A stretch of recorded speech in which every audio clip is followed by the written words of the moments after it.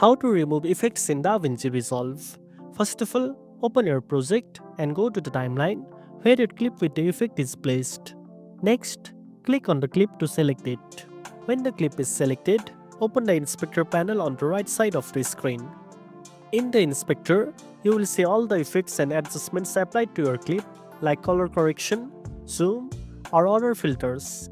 To remove an effect, find the specific effect and just toggle it off.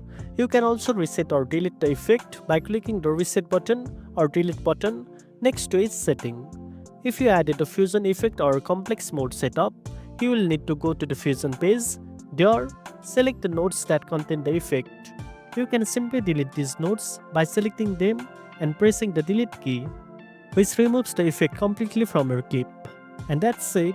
Now you know how to remove effects in DaVinci Resolve.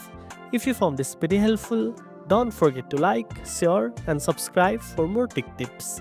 Thanks for watching and I'll see you in the next one.